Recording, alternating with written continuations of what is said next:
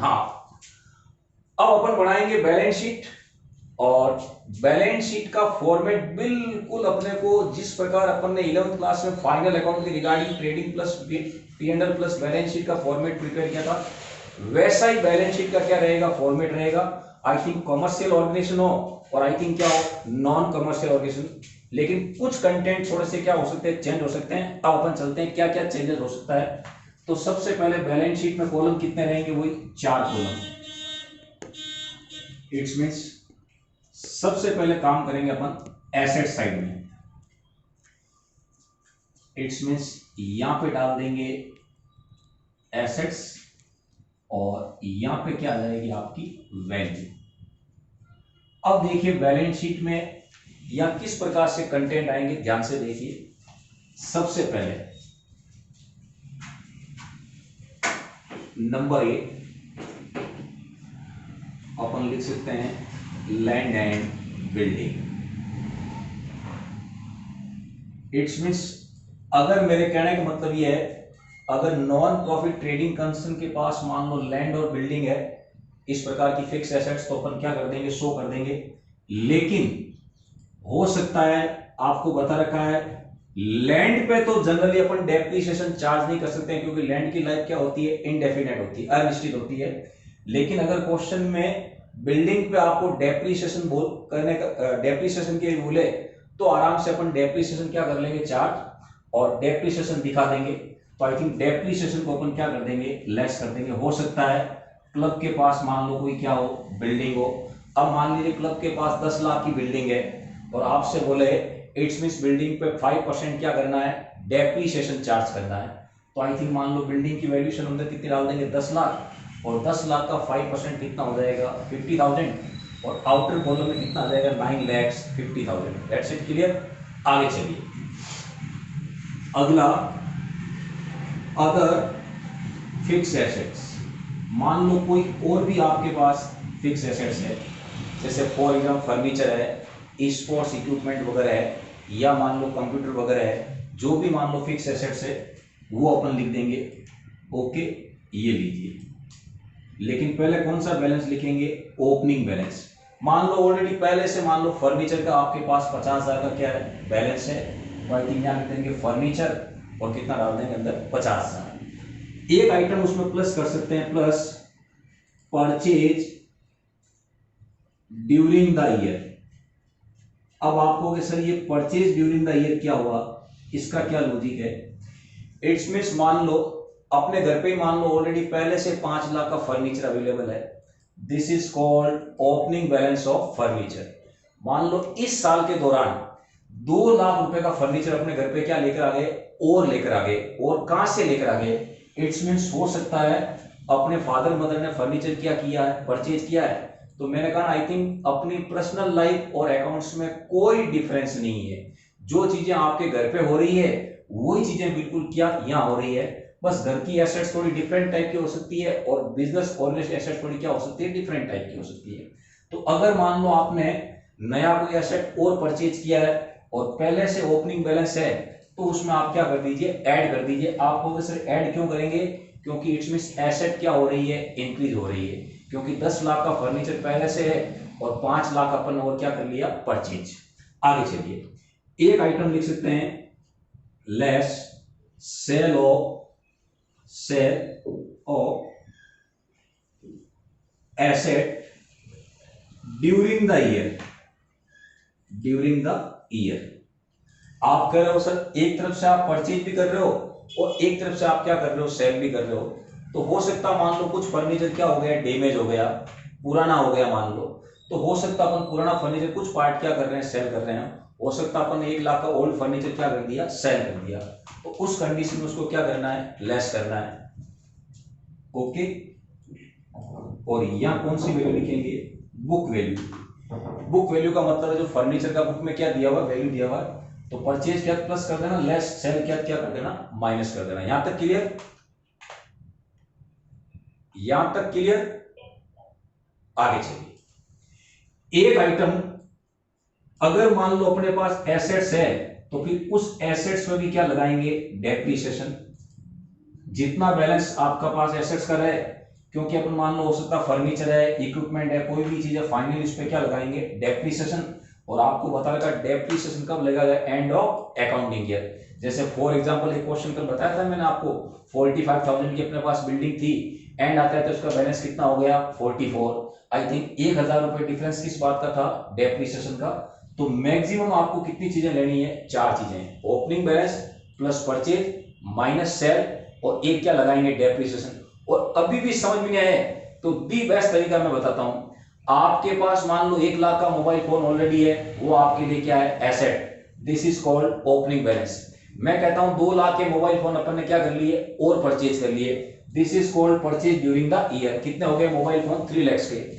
उसमें से मान लो अब आपने एक पुराना मोबाइल क्या हो गया, मान लो खराब हो गया, आपने मान लो उसमें से 50,000 का एक मोबाइल फोन क्या कर दिया, सेल आउट। तो आई थिंक उसको क्या कर देना, लेस कर देना।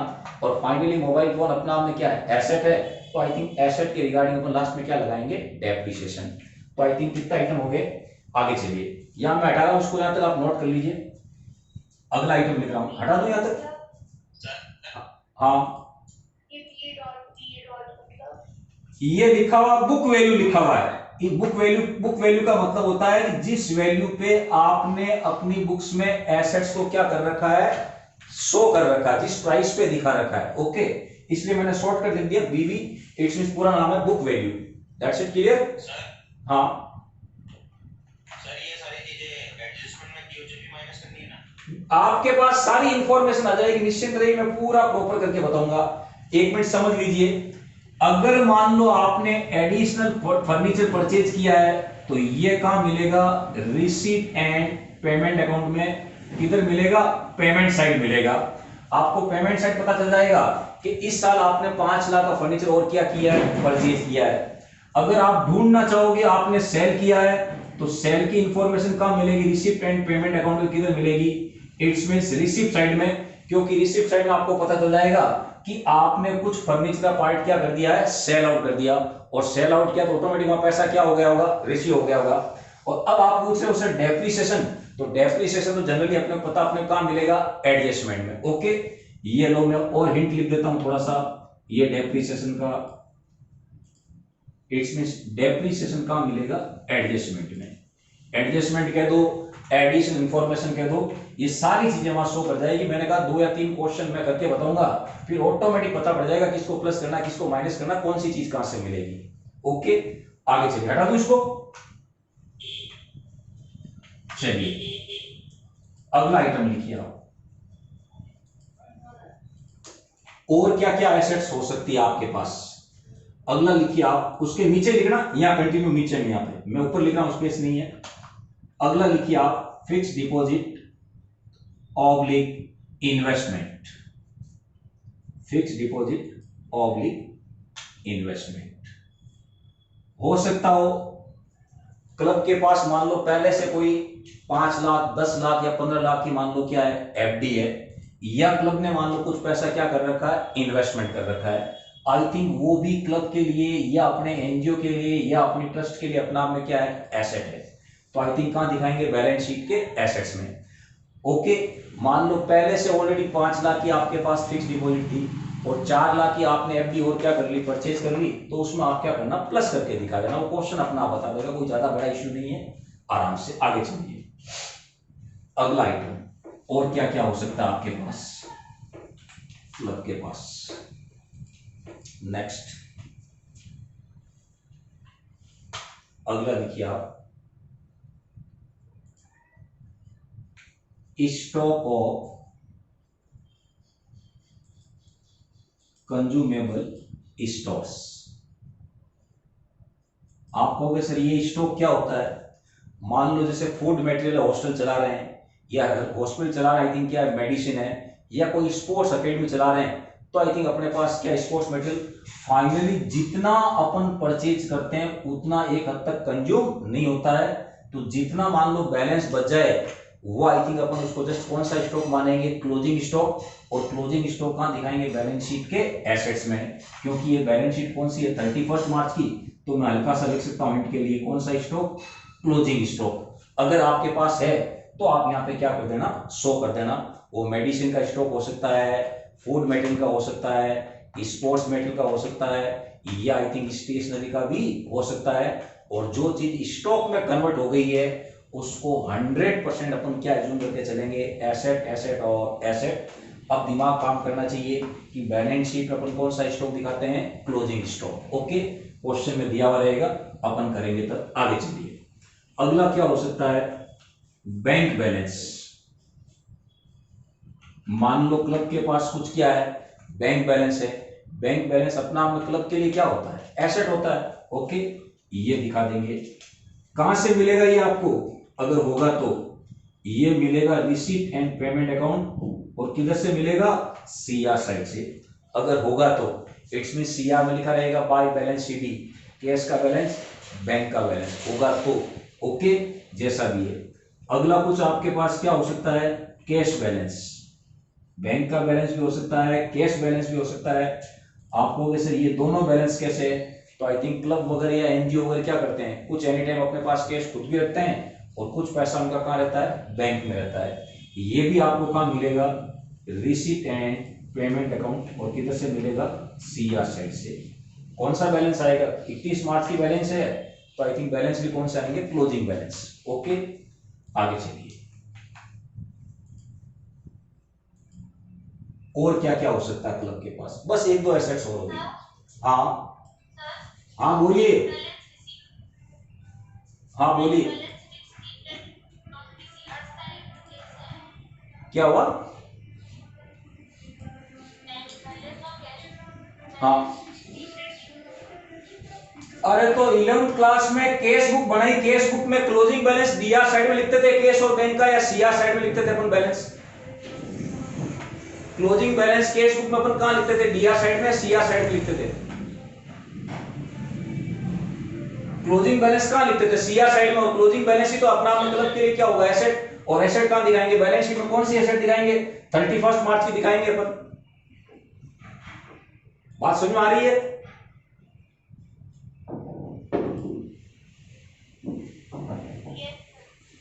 मेरे कहने का मतलब यह है कि कैश और बैंक का closing balance receipt and payment के क्रेडिट साइड में मिलेगा बाय बैलेंस शीट के नाम से।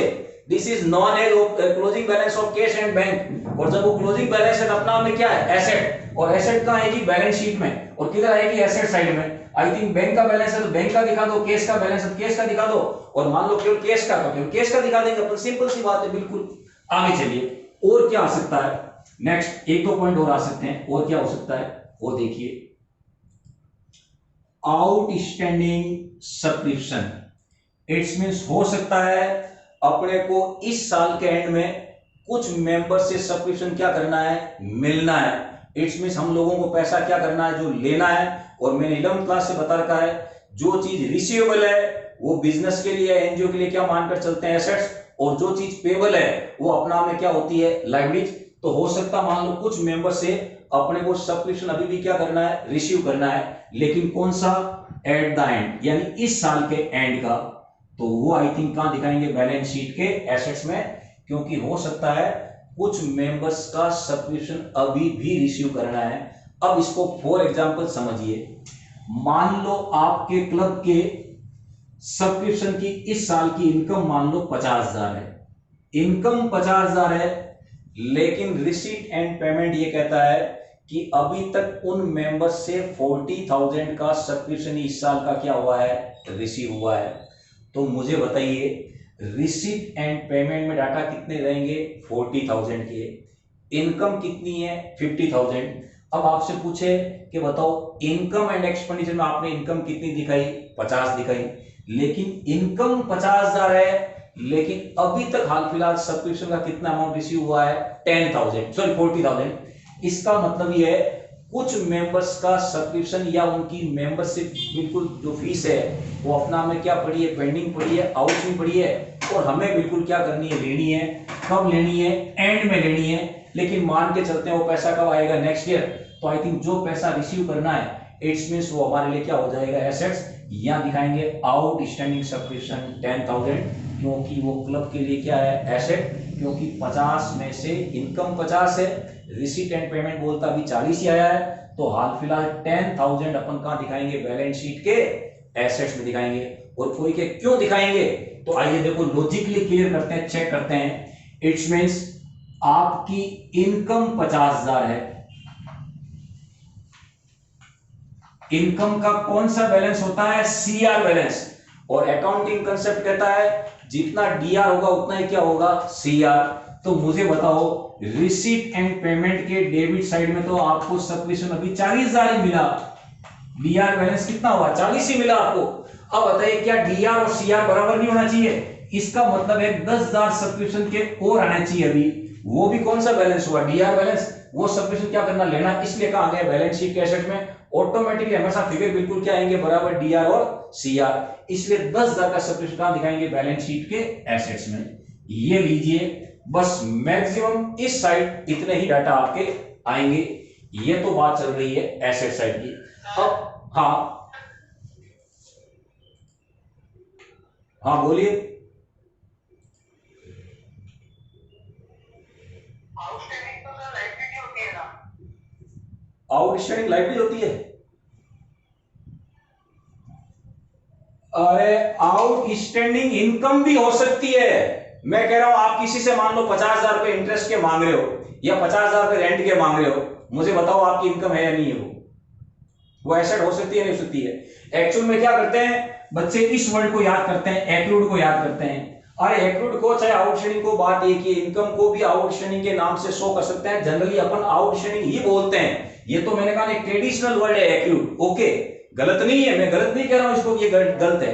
लिख दो आप यहाँ एक्लूड लिख दो, मुझे कोई प्रॉब्लम नहीं है। लेकिन बोलने में वर्ड इजी क्या रहता है? आउटस्टैंडिंग। के साथ हमें फला व्यक्ति से इंटरेस्ट के पैसे लेने हैं, कमीशन के पैसे लेने हैं, रेंट के पैसे लेने हैं, तो फाइनली हमारे लिए क्या है? एसेट। आप आउटस्टैंडिंग लिखो ना आराम से, क्या तकलीफ है? कोई प्रॉब्लम। और आप चाहोगे नहीं सर हम तो आउटस्टैंडिंग नहीं लिखेंगे, हम तो सर एक्लूड सब्सक्रिप्शन लिखेंगे, आराम से आप बुक की लैंग्वेज लिखिए, मुझे कोई प्रॉब्लम नहीं है। लेकिन मैं मानता हूं ज्यादा बेटर यह रहता है, बच्चे की जल्दी चीज समझ में आती है कि इट्स मीन हमें पैसा लेना है तो हमारे लिए एसेट्स है। इट्स मीन इनकम भी आउटस्टैंडिंग हो सकती है और एक्सपेंसेस भी आउटस्टैंडिंग हो सकता है। दोनों चीजें आउटस्टैंडिंग हो सकती है। आप इधर भी आउटस्टैंडिंग लिख दीजिए, इधर लिख दीजिए, कोई फर्क पड़ने वाला नहीं है। ओके, बात क्लियर? आउटस्टैंडिंग अपन लिख सकते हैं, बोलने में सुविधा रहती है, लिखने में सुविधा रहती है, मुझे कोई प्रॉब्लम नहीं। आप एक्लूड लिखो, मुझे कहां तकलीफ है। ओके, बुक में दिया हुआ एक्लूड। लेकिन जनरली अपन जब प्रैक्टिकल लाइफ में जाते हैं या बैलेंस शीट बनाते हैं, आप आराम से आउटस्टैंडिंग लिखिए। और तुम कहोगे तो मैं तो एक्लूड लिख के भी क्या कर दूंगा? बता दूंगा। जब मैं आउटस्टैंडिंग जानता हूं तो बुक का लिखा हुआ, तो मैंने कहा मेरी सारी चीजें बिल्कुल माइंड में क्या सेट है, मुझे कोई प्रॉब्लम भी नहीं है। ओके, लेकिन अपन क्वेश्चन करेंगे, बिल्कुल एक एक चीज को समझेंगे तब पता पड़ेगा। ये होगी अपनी एसेट साइड। अब आइए लाइबिलिटीज में अपने पास क्या क्या हो सकता है मैक्सिमम। अब कोई कहे सर ये एसेट साइड हम याद करेंगे, कहीं याद करने की जरूरत नहीं। आपके घर पे लैंड है, बिल्डिंग है, फर्नीचर है, मान लो इट्स मींस मैं कहता हूं कैश का बैलेंस है, बैंक का बैलेंस है, और कुछ लोगों से आपको ब्याज का पैसा, इंटरेस्ट का पैसा क्या करना, लेना है, या मान लो पर्टिकुलर किसी चीज का आपके पास क्या पड़ा है, स्टॉक पड़ा है। तो ये तो चीजें मैंने सारी क्या की है, लिखी है। बस जो पर्सनल लाइफ में है वही अपने कहा बिजनेस लाइफ में। लोगों को थोड़ा क्या लगता है, डिफरेंट लगता है, नहीं यार ये बिजनेस में हो रहा है। ये चीजें सारी चीजें आपके घर में है। कैश बैलेंस आपके घर में एसेट्स है, बैंक बैलेंस आपके घर में एसेट्स है, फर्नीचर आपके घर में एसेट्स है, इन्वेस्टमेंट आपके घर में एसेट्स है, फिक्स डिपॉजिट आपके घर में एसेट्स है। ओके, और फर्नीचर मान लो प्लस माइनस कर रहे हैं तो घर पे भी आपके मान लो पहले से 50 लाख का फर्नीचर है, 20 लाख का परचेज कर लिया, कितना हो गया 70 लाख का, 10 लाख का सेल कर दिया, कितना हो गया 60 लाख का, और फाइनली उस पर क्या लगाएंगे, डेप्रिसिएशन। इसलिए नया कुछ भी नहीं है, जो चीजें घर पे हो रही है वही चीजें बिल्कुल मैंने कहा ना बिजनेस ऑर्गेनाइजेशन होती है और एनपीओ में होती है। मुझे कुछ नया लगता ही नहीं है, मतलब चाहे पर्सनल लाइफ हो, चाहे बिजनेस लाइफ हो, और चाहे non commercial it's means NGO भी आप पे काम कर रहे हैं, नया कुछ भी नहीं होता है। ओके, इट्स मींस घर पे एसेट्स और लायबिलिटी, यहां भी वही सिस्टम होता है। अब आइए लायबिलिटी साइड देखिए इसकी, ये लायबिलिटी साइड, इधर क्या क्या आ सकता है। अब मैं लायबिलिटी का कॉलम बना रहा हूं, ये लायबिलिटी, और इधर क्या आ जाएगी, अमाउंट। सबसे पहले याद करो 11th क्लास का फाइनल अपन बनाया था, बताओ यहां अपन क्या लिखते थे लायबिलिटी साइड में सबसे टॉप पे। 11th क्लास में लायबिलिटी साइड में आप सबसे टॉप पे क्या लिखते थे? वेरी गुड, बिल्कुल सही है। वहां लिखते थे आप कैपिटल, यहां लिखना होगा आपको कैपिटल फंड लिखना होगा। आप कहोगे सर कैपिटल फंड क्यों लिखेंगे? क्योंकि इट्स मींस वहां पैसा किसी एक व्यक्ति विशेष का होता था, ओनर का होता था, और यहाँ सारे व्यक्ति मिलकर क्या करते हैं, कंट्रीब्यूशन करते हैं। और वहां तो लास्ट में जब बिजनेस का वाइंडिंग होता था, इट्स मींस बिजनेस को अपन क्लोज करते थे, तो फाइनली ओनर को पैसा क्या करना पड़ता था, लौटाना पड़ता था। या किसी व्यक्ति विशेष ने पैसा लगाया नहीं है, या किसी को भी पैसा वापस लौटाने की आवश्यकता नहीं है। इट्स मींस अपन एनजीओ के बिया पे वर्क कर रहे हैं, एनजीओ के बिया पे वर्क कर रहे हैं, इसलिए यहाँ पे रिफंड किसी को नहीं होगा। अपन यहाँ सोशल कोच के लिए काम कर रहे हैं, इसलिए जिन जिन लोगों ने कंट्रीब्यूशन किया है, सीधी सी बात है, इट्स मींस यहाँ पैसा सब लोगों का लगा हुआ है। ओके, सब मेंबर्स का लगा हुआ है, इसलिए अपन एक वर्ड यूज करेंगे, कैपिटल फंड। ओके, अब आइए, इट्स मींस यहाँ दिया हुआ रहेगा क्वेश्चन में केवल। अब आइए, इसमें क्या क्या प्लस हो सकता है। वहां आप एक चीज प्लस करते थे, it's means net profit. Okay, तो यहां आप प्लस क्या करोगे, सरप्लस। वहां एक चीज आप लेस करते थे, नेट लॉस, तो आई थिंक यहां लेस क्या करोगे आप, डेप्रिशिएट। लेकिन मैंने क्या रखा है, या तो क्वेश्चन में सरप्लस होगा और या क्वेश्चन में क्या होगा, डेप्रिशिएट होगा। दो में से एक चीज होगी, दोनों चीजें नहीं होगी, इसलिए मैंने क्या लगा दिया, स्टार, और इसके ऊपर भी क्या लगा दिया, स्टार। यानी या तो सरप्लस होगा या क्वेश्चन में क्या होगा, डेप्रिशिएट होगा। तो जैसा भी मान लो क्वेश्चन सरप्लस का बैलेंस दिखाए तो आप प्लस कर देना, डेप्रिशिएट का बैलेंस दिखाए तो क्या कर देना, माइनस कर देना। और क्या क्या प्लस हो सकता है, अब कुछ कुछ याद है, वो क्वेश्चन में कुछ कुछ बोल रहा था कि इसमें इस आइटम को क्या करिए, कैपिटलाइज करिए। ओके, जिस किसी भी आइटम को कैपिटलाइज करना है, इट्स मींस कैपिटलाइज का मतलब है वो अगला आपसे ये कह रहा है कि इस आइटम को ले जाके कैपिटल में क्या कर दीजिए, ऐड कर दीजिए। ओके, इट्स मींस अगर किसी चीज को क्वेश्चन में आपको कैपिटलाइज बोल दिया जाए, इसका मतलब है उस आइटम की सीधी अमाउंट क्या करनी है, यहाँ पे लाके प्लस करनी है। अब क्या क्या कैपिटलाइज हो सकती है, एक हो सकता है आपने देखा होगा एंट्रेंस फीस, वो बोला था एक क्वेश्चन में 50% entrance fees to be capitalize 50%, यानी जितना एंट्रेंस फीस रिसीव हुआ है उसका 50% क्या कर दो, कैपिटलाइज का मतलब उसको कैपिटल फंड में ले जाके क्या कर दो, प्लस कर दो। सीधी सी बात है, जैसा कहेगा इंस्ट्रक्शन देगा वैसा आप कर, इसलिए मैंने स्टार लगा दिया। आगे चलिए, और क्या हो सकता है, एक आती है लाइफ मेंबरशिप फीस। मैंने बोला था ये इट्स मींस कितनी बार रिसीव होती है, एक बार। इट्स मींस होल लाइफ में एक मेंबरशिप कितनी बार रिसीव होगी, एक बार। अगर लाइफ मेंबरशिप फीस भी है तो उसको भी कैपिटल में क्या करना है, प्लस करना, क्वेश्चन में दिया हुआ रहेगा। ओके, इट्स मींस उसको तो प्लस ही करना होगा, वन टाइम रिसीव होगी। और एक हटके क्या आ सकता है, लीगेसीज, ये लीगेसी। बस ये चीज आपको क्या करनी है, प्लस माइनस करनी है। जनरली अपन ये तीन आइटम को क्या करेंगे, प्लस। क्या हुआ, हेलो, अभी सब आ जाएंगे, सारे आ जाएंगे, अभी सब आ रहे हैं। मैंने कहा मैं चलता जा रहा हूं, एक चीज सब आ जाएंगे आपके। जो चीज छूट जाए, ड्राइंग्स अपन यहाँ मतलब सोशल सर्विस करने के लिए बैठे हैं, या मान लो घर पे काम करने के लिए बैठे हैं अपन। यहाँ कोई ड्राइंग्स नहीं होगा, यहाँ अपन सोशल सर्विस कर रहे हैं। यहाँ पैसा निकालने किसको आवश्यकता है, किसी को अपना घर नहीं चलाना है, घर तो चला लिया उन्होंने, घर चला लिया, जिंदगी आराम से जी ली, 50-60 साल की एज हो गई, अब चाहते हैं जिंदगी में कुछ क्या करें, अच्छे काम करें। ओके, अच्छे काम करें मींस क्या चलाएं, एनजीओ अगर चलाएं तो यहाँ से पैसा निकाल के घर पर ले जाएंगे। इट्स मींस ड्राइंग्स नहीं, उसको बोलते हैं विड्रॉल। इट्स मींस विड्रॉल का मतलब हो गया जब भी मान लो उनको आवश्यकता होगी तो पैसा कुछ बैंक अकाउंट से क्या कर लेंगे, विड्रॉल कर लेंगे, और एनजीओ को कंटिन्यू क्या करते रहेंगे, चलाते रहेंगे, उसके लिए कुछ सुविधाएं क्या कंटिन्यू करते रहेंगे। इट्स मींस यहाँ पे ड्राइंग्स नहीं होगा, ना ड्राइंग्स होगा, ना इनकम टैक्स होगा। फिर कोई पूछेगा, बता देता हूँ, इट्स मींस जो व्यक्ति सोशल कोच के लिए काम करता है, I think it's means government को उसको इनकम टैक्स भी देने की आवश्यकता नहीं होती है। गवर्नमेंट बोलेगी जब आप इनकम कर ही नहीं रहे हो, और इनकम कर भी रहे हो तो वापस उसको जनता में क्या कर रहे हो, यूटिलाइज कर रहे हो, तो हम आपसे टैक्स किस बात कर रहे हैं। Okay, clear. अब आ जाएगा स्पेशल डोनेशन वगैरह सब आ जाएगा। आगे चलिए, अगला आइटम लिखिए स्पेशल डोनेशन। ये आ गया, इसको सीधा कहां लिखना है, बार की ओर लिखना है, special donation. For example, donation for building, donation for temple, donation for books, donation for furniture. कोई भी स्पेशल डोनेशन हो, कहां लिखोगे, बैलेंस शीट के लाइबिलिटी साइड में। ओके, आगे चलिए, ध्यान रखना इसमें ड्राइंग्स नहीं होगा, विड्रॉल होता है, ड्राइंग्स नहीं होता है। क्योंकि अपन सोशल कोच के लिए काम कर रहे हैं, अपने को घर तो चलाना ही नहीं है, पैसा ले जाए घर पे क्या करेंगे। आगे चलिए, और क्या क्या हो सकता है। अगला आइटम लिखिए, लोन। नहीं नहीं, इसको क्यों नहीं जोड़ना, कारण बताता हूं मैं अभी। इसका कारण बताता हूं मैं आपको कि इसको कैपिटल प्लस क्यों नहीं करना है। मान लो किसी व्यक्ति ने आपको डोनेशन दिया, मान लो 50 लाख का बिल्डिंग बनाने के लिए, बात समझ में आ रही है। अगले डोनेशन दिया, बोले सर आप क्या बनाना, बिल्डिंग।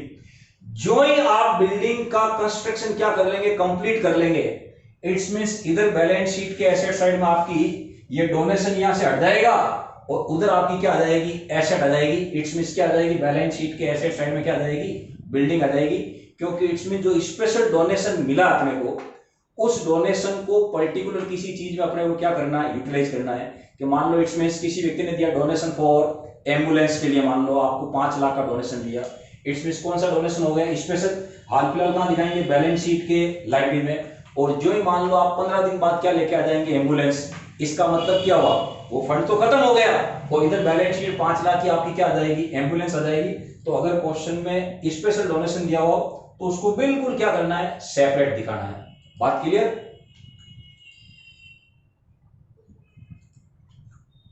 अगर यहां तक मेरी बात समझ में कहने का मतलब, ओके, उसको अलग से दिखाएंगे। मान लो किसी ने डोनेशन टेंपल के लिए दिया, मान लो आपको 50 लाख का। इन फ्यूचर आपने टेंपल बना दिया, टेंपल बनाते हुए डोनेशन का वो फंड तो आपका क्या हो गया, खत्म हो गया। इट्स मींस वो ऑटोमेटिक यहां से क्या हो जाएगा, हट जाएगा और सीधी एसेट क्या हो जाएगी आपकी क्रिएट। वो अलग से कैसे होता है मैं करके बताऊंगा, सारी चीजें करके बताऊंगा तसल्ली से। आगे चलिए, और क्या क्या हो सकता है। क्या हुआ, हाँ बोलिए।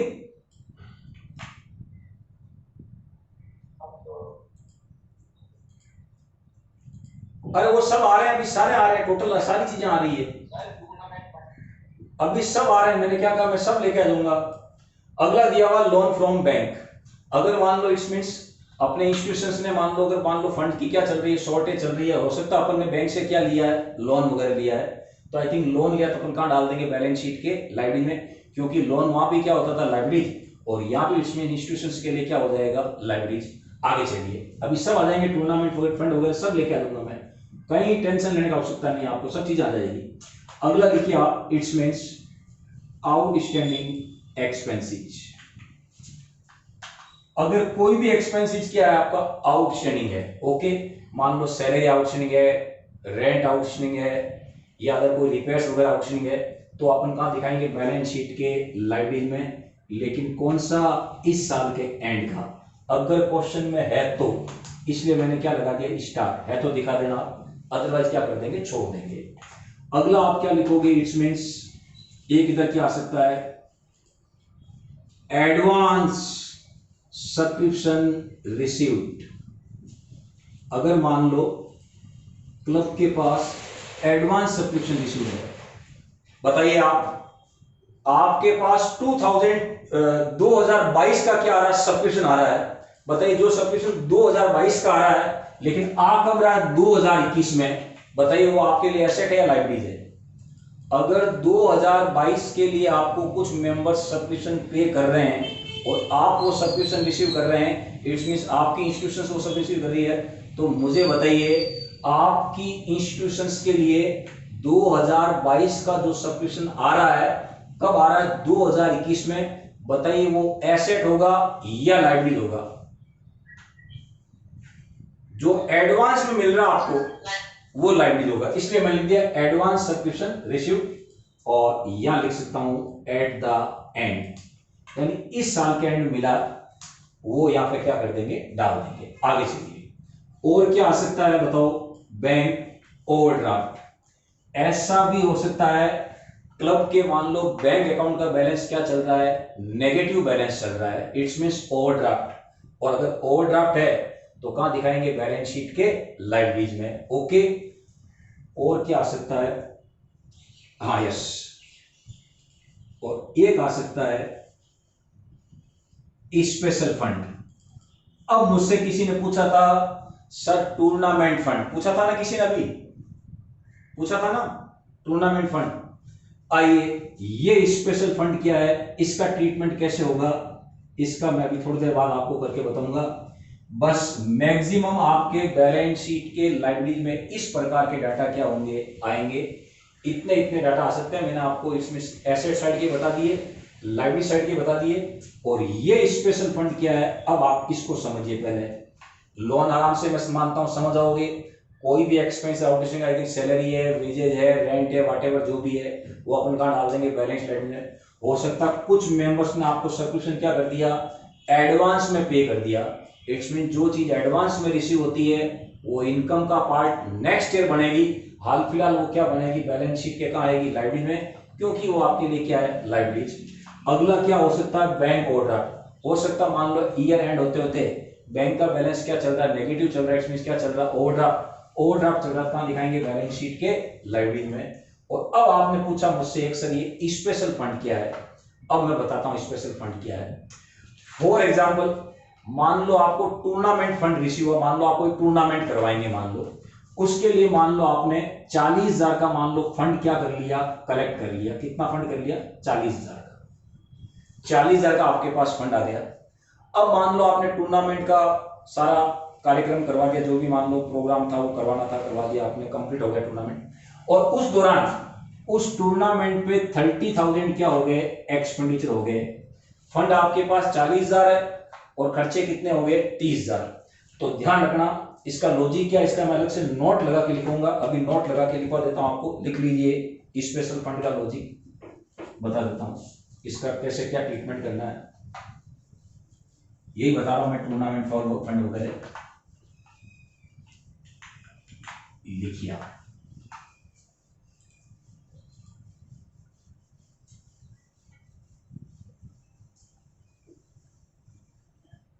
एक लाइन छोड़ के लिखिए, हेडिंग लगाइए, इट्स मीन्स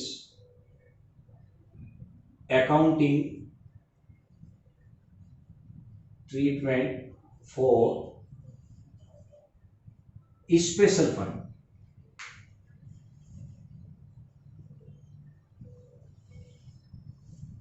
फॉर एग्जाम्पल कौन सा फंड, मान लो टूर्नामेंट फंड। अगर कोई भी स्पेशल फंड है उसका ट्रीटमेंट किस प्रकार करना है, जैसे फॉर योर टूर्नामेंट फंड, उसमें लिखिए ऑप्शन ए।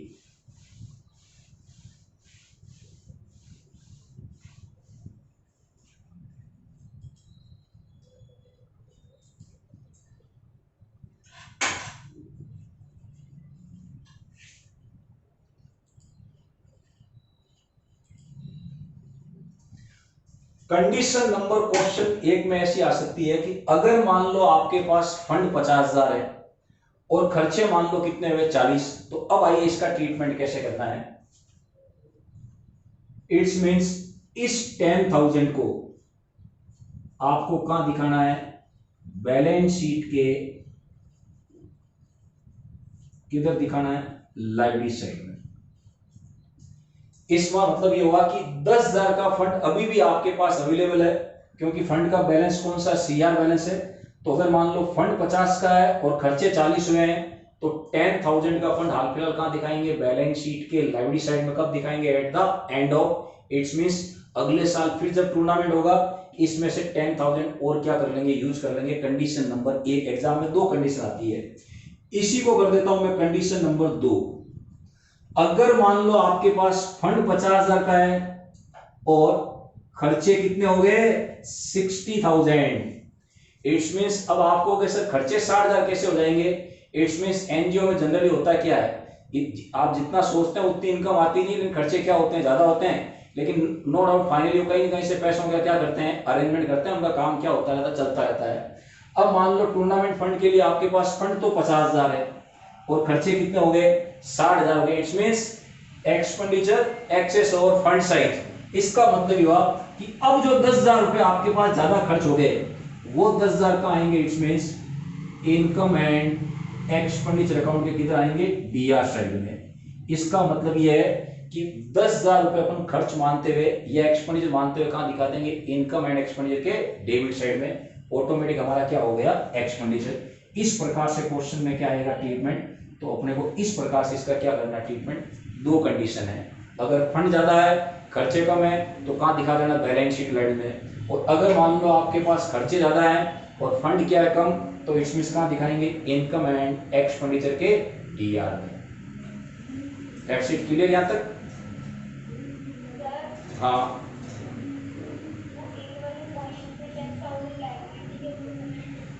क्या हुआ,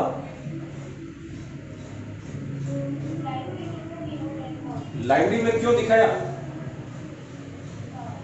लाइब्रेरी में इसलिए दिखाया उसका अभी भी बैलेंस कौन सा बताओ, उसका अभी भी सीआर बैलेंस या डीआर बैलेंस है, मुझे बताओ। फंड आपके पास 50 है, खर्चे आपके 40 ही हो, 40 तो खर्च हो गए, तो बताओ आपके पास कितना बचेगा, 10,000 बचेगा नहीं बचेगा।